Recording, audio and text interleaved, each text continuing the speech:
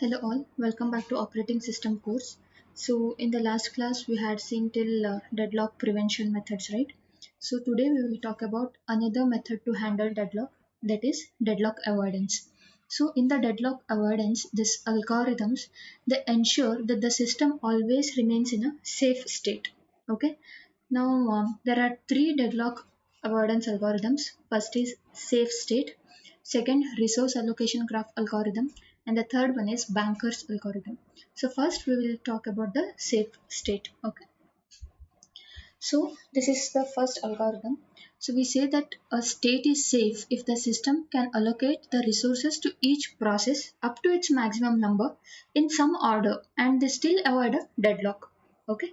So more formally, a system is in a safe state only if there exists a safe sequence. So to understand this one, we'll take an example. Say suppose we have a system wherein we have a set of processes like from P1, like P1, P2 up to P5. Okay, in our system we have a set of process that is P1 to P5. Now, so we say that these set of processes, say they are executing in, say in the order P1, P2, P3, P4, P5. Okay, so they are executing in this sequence, and so we say these processes are in a safe state. Why? Because whenever a process requests a resource from the available resource, so all those, whenever a process requests a resource, those resources would be allocated to your process without any delay. Okay, and still they are avoiding deadlock. So we say that these processes are in a safe state, and the sequence we call it as a safe sequence. Okay, to understand this better, I'll give you another example. Say suppose there are available in our system, we have five available resources. Okay, five resources are available, and we have process P1 to P4. Okay, in our system we have four processes P1, P2, P3, P4, and there are five resources available. Say suppose P1 it starts executing and it requests two resources. Okay, as because we have five resources, out of five, two resources will be allocated to P1. Next, say suppose P2 executes and it requests three resources. We have already, out of five resources, two have been allocated to P1, so remaining is three. So out of three resources, so those three resources can be allocated to P2. Now we do not have any other resource. Resource count is 0. Fine. Why? Because maximum count was 5 and we have allocated those 5 resources to P1 and P2. So say suppose whenever this P2 is executing, say suppose your P1 terminates. Okay, I'll write here P1 terminates. Then what happens is P3 again, it is in the process, it requests two more resources. So can we allocate P3 two resources in this case? Yes. Why? Because P1 has already terminated and it has released the two resources which was allocated to it. So altogether we have two resources now. Three are currently allocated to P2 and two resources are being released by P1. So those two resources can be allocated to your P3. Now we say that the sequence of execution like P1 first, P2 and P1 terminates, then P3 executes. So the sequence P1, P2, P3. So that becomes a safe sequence. Okay, if you execute the processes in order P1, P2, P3, we say that those P1, P2, P3 processes they form a safe sequence. That means the deadlock will not occur in that particular execution in the order of the execution of P1, P2, P3. So we had five resources and we have used those five resources efficiently. Like without forming any deadlock, we have given the resources to the process and they have executed. So that state of the system it becomes a safe state and the sequence of execution of the processes that becomes a safe sequence. Okay. Then now we will talk about unsafe state. What is a unsafe state? Say again we have five resources that are available in our system.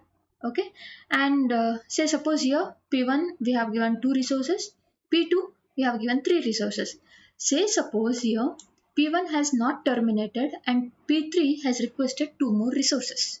So the resource count is how much? 6, right? 3 plus 2 plus 3, 4, 5, 6, 7. Yeah. the resource count would be 7.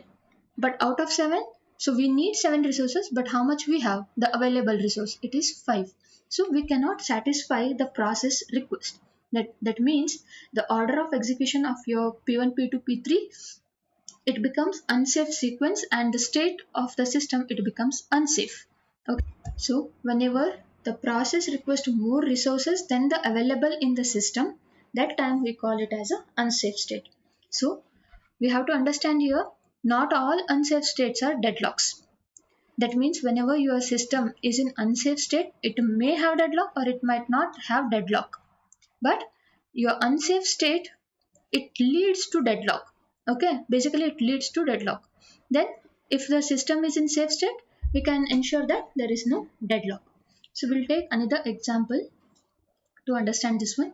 Okay, so say suppose there is a system with 12 magnetic tape drives. Okay, say suppose we have in the system we have 12 magnetic tape drives. Okay, so that means we have 12 resources available. Magnetic tape drive is nothing but your resource, right? So we have 12 resources available in the system. And say suppose we have 3 processes, P0, P1 and P2.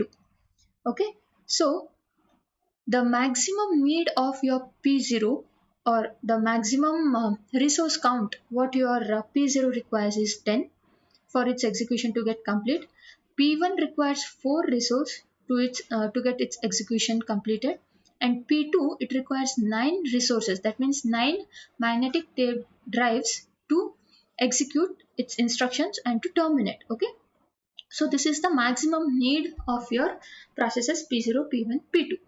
Now, so out of this, say suppose at time T0, okay, at time T0, your process P0 is allocated 5 resources, P1 has been allocated 2 resources, and P2 has been allocated 2 resources. That means I'll write here for your simplicity. So maximum needs means your process requires, okay, your process requires these many resources to get its execution completed. But out of these 10 or 4 and 9, so the processes have been allocated 5, 2 and 2 resource. That means this is the current need, or I can say they are currently holding. Okay, the process P0 is currently having 5 resources with it. Out of 10, 5 resources. Okay, and P1 out of 4, it is having 2. P2 out of 9, it is having 2 resources. So now we will check, like, for the completion of its execution, how many resources these processes needs. So I'll write one more column here, still needs. Okay, I'll write, okay, still needs how much. So process P0, it has 5, right, and maximum need is 10. So to have or to complete its execution, so it needs 5 more resources. Why? 5 plus 5, it becomes 10. So currently it is having 5 resources, but it needs still 5 more resources to complete its execution. Then P1, it needs 4 resources, but it has only 2 resources. That means 4 minus 2, it is 2. So 2 plus 2, you get again 4. So P2, it requires 9 resources to get its execution to be completed. But out of 9, it only has 2. That means it still needs 7 more resources to complete its execution. Now we will see, remember we have only 12 resources in our system. So out of those 12, how many are allocated? Okay, so currently holding is this one, right? So total this one, 5 plus 2 plus 2. That means 9 resources have been already allocated to your processes. Okay, so out of 12, 9 resources are allocated. That means how many resources is still free? It is 3 resources. 12 minus 9, it is 3. Okay, I'll write here total allocated 9. Okay, total allocated is 9 resource. 9 out of 12. Okay, why? Because we had assumed we have only 12 resources. So 9 out of 12. So now we had 12 resources maximum count. Out of 12, we have allocated 9 resources. So how much is remaining? So I'll write remaining is equal to 12 minus 9 is equal to 3. So we have 3 free resources available in our system. Okay. So now check, out of these 3 free resources, that is 3 free magnetic tape drives, which process can be fully executed. Okay. Remember, we have 3 free resources. Now these maximum up to 3 resources can be allocated to a process in this case, so that its execution can be completed. So check now. So P0, okay, P0, it still needs 5 resources. So can we allocate, 5 is greater than 3, right? So you still need 2 more resources, but we do not have 5 resources. So we cannot fully execute this P0. Why? Because we need 5, but we have only 3 free resources. Check for P1. It needs, okay, it is allocated 2, but it still needs 2 more resources to completely execute, right? But how much free resources we have? We have 3. So out of 3, 2 resources can be allocated to your P1 so that it completes its execution and it terminates. Fine. So what we will do? So we will execute P1. That means you allocate 2 more resources. 2 out of these 3 free resource, allocate 2 free resource to P1. And say suppose P1 your executes and it terminates. Okay. So terminates in the sense how much, whenever a process terminates, it has to release its resources, right? So P1 was holding how many resources? Altogether it was holding 4 resources. Why? Because previously the first time 2 were allocated to it, and out of these 3 free resources, 2 was allocated to it. So it was altogether having 4 resource. So 4 resource would be released by your P1. So altogether how many free resources currently we have now? So 2 plus 2, that is 4, which was taken by your P1, plus out of these 3 free resources we had given 2, right? Remaining 1 was there here. So plus 1, that means totally 5 resources free we have. Okay. P1, whenever P1 terminates, altogether we have 5 resources in our free allocation, or we have altogether 5 free resources in our list. So now check P0 and P2. So we have 5 resources available. Those are free 5 resources available. Okay. So now check which one can be executed fully, P0 or P2. So P0 requires 5 resources and we have 5 resources, so that your P0 can be executed. Check for P2. It has 2 resources, but it still needs 7 resources. We do not have 7 resources, right?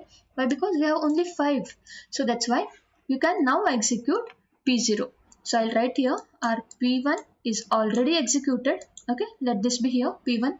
Now we'll execute P0. That means first time it was having 5 resources, and now out of these 5 resources available, free 5 resources, we will give these 5 resources to your P0. So altogether how much it has? 5 plus this 5, this, okay, this 5, you have 10 resources, and the maximum need of your P0 is also 10, so that your P0 or P0 it completely executes and then terminates. Okay. So whenever P0 terminates, so how many resources it releases? So it releases 10 resources. Okay. So it had 5 plus 5, 10 resources we had given. When it terminates, it gives us, or it gives back those 10 resources to the system. So say suppose our P0 also executed. Now how many free resources we have? We have 10 free resources, and only available process in the queue is P2. It requires 7 resources, right? So out of these 10 resources, give 7 resources to your P2. So 7 is newly allocated and 2 was previously allocated to it. So you have given, out of 10 you have given 7 resources, right? That means 3 is still remaining with you. Fine. Now 7 plus 2 it becomes 9, and your P2 it completely executes and it terminates. Okay, I'll write P2 here, it has terminated. Once P2 terminated, how many resources it gives back or it releases? It releases 9 resources, right? So how much is 3 plus 9? it is 12 resource line, right? So check whether at the starting we had 12 resources or the magnetic tape drives, and after execution also we are having the 12 resources with us. That means these processes, these have executed properly, and those have been terminated. So now we say this sequence P1, P0, P2 is, now we say that this sequence is a safe state, or this particular thing we say that it is a safe sequence. The order of execution of the process is your safe sequence. Okay, in our case, if you execute P1 first, then P0 and then P2, so you can somehow manage the available resources and you can execute these processes, so that becomes a safe sequence. So whenever we have a safe sequence, we say that the system is in a safe state. Okay, now a system can go to any a system can anytime go to your unsafe state when the requested resources are allocated to the process. So whenever we say that at any point of time you're from the safe state, your system can go to unsafe state. So your deadlock avoidance ensures that the system always remains in a safe state. Fine. So whenever a process it requests for the resources, it is checked whether the allocation of the resource to the process will it take the system to a safe state or an unsafe state. If it is understood that the system goes to the unsafe state, then the resources are not allocated to your process. Okay, so this is your safe state and safe sequence, and about your unsafe state. So this is your first algorithm in the deadlock avoidance. Fine. That's it for today. We'll conclude our session. Thank you.